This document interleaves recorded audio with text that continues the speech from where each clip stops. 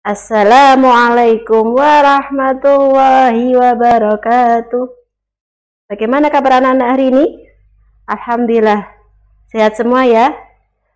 Sebelum kita mulai pembelajaran kita hari ini, mari kita bersama-sama membaca basmalah. Bismillahirrahmanirrahim. Ya, hari ini saya akan melanjutkan materi di jilid 4 halaman 38. Tapi sebelumnya ada gambar nih, kisah di halaman 36, yaitu tentang kisah sang ibu sejati.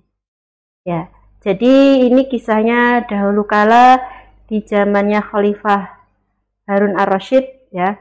Jadi ada dua ibu yang mengakui satu anak, jadi berebut bayi yang baru dilahirkan, direbutkan oleh dua orang wanita.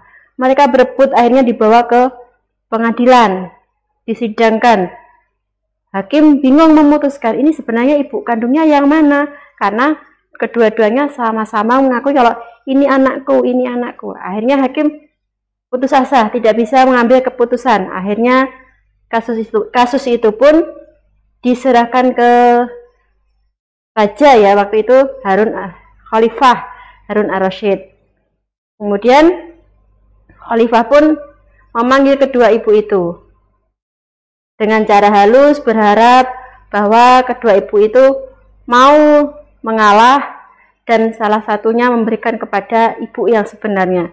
Tapi ternyata sia-sia. Dengan cara lembut juga tidak bisa menyelesaikan masalah siapa sebenarnya ibu sejati dari bayi ini. Akhirnya Khalifah pun meminta bantuan kepada Abu Nawas. Kemudian Abu Nawas pun menyanggupi bahwa nanti sidang akan kita lanjutkan besok. Nah, besok semua ke pengadilan, termasuk dua ibu tadi, Khalifah dan juga Abu Nawas. Di situ Abu Nawas juga membawa seorang algojo. Semua heran, loh, buat apa algojo? Algojo kan biasanya buat yang memutuskan yang mau dibunuh atau gimana. Nah, terus mereka heran, terus Abu Nawas, karena tidak ada yang mengakui siapa ibu sebenarnya ini, lebih baik bayinya kita belah dua, dibagi dua, satu untuk ibu satunya, satu untuk ibu satunya. Kaget. Nah, ibu yang satunya biasa aja, tapi yang satunya terus berteriak dan menangis. Jangan Abu Nawas, jangan. Lebih baik bayi itu serahkan kepada ibu satunya. Aku tak tega kalau bayi ini mau disembelih. Nah, akhirnya dari situ Abu Nawas tahu, berarti ibu sejati adalah ibu yang tidak rela anak itu dibagi menjadi dua. Karena tidak ada seorang ibu pun yang melihat anaknya sedih atau menderita itu senang, tidak ada. Ibu sejati atau ibu kandung itu pasti akan melindungi anaknya, memberikan yang terbaik anaknya. Ketika anaknya sakit pun berharap dialah yang sakit. Dari situ maka ketahuanlah bahwa ibu kandung atau ibu sejati ini adalah wanita yang pertama tadi yang melarang jangan menyembelih bayi tersebut. Dari situ akhirnya ketahuan dan ibu yang satunya tadi akhirnya mendapatkan balasan atas apa yang perbuatannya tadi. Ya, demikian anak-anak. Ya, jadi hikmahnya apa? Sang ibu sejati.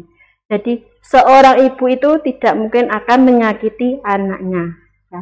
Seorang ibu itu akan, walaupun anaknya bagaimana pasti akan didoakan, diberikan yang terbaik. Anaknya sakit, dia doakan, bahkan biar aku yang sakit, biar ibu sakit, biar anaknya juga tetap sehat. Seperti itu ya. Jadi hormatilah ibu, berbaktilah kepada ibu ya. Ketika ibu marah itu pasti ada tujuannya. Oke, dari sini bahwa kasih sayang ibu itu sepanjang masa ya. Demikian anak-anak, itu tadi kisah sejati ibu. Nah, selanjutnya kita akan melanjutkan bab di halaman 38. Ya, di sini ya. Jadi 38 ini ada tanda apa kemarin? Ustazah sudah kasih tahu? Ya, tanda layar. Jika tanda layar ini dibacanya berapa kemarin? Panjang ya.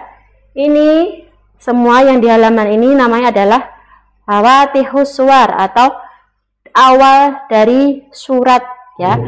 Jadi ada kan beberapa surat di Al-Quran itu yang diawali seperti ini, Shad, atau misalnya Al-Baqarah, Alif Lam Mim, atau ini yang sering kita dengar, Yasin. Nah, ini semua adalah awal-awal dari surat di Al-Quran, namanya Fawatihus suwar atau pembuka surat. Nah, bagaimana cara membacanya? Jadi ini dibaca 6 harokat. Shad 6 harokat atau 1 ketuk tak.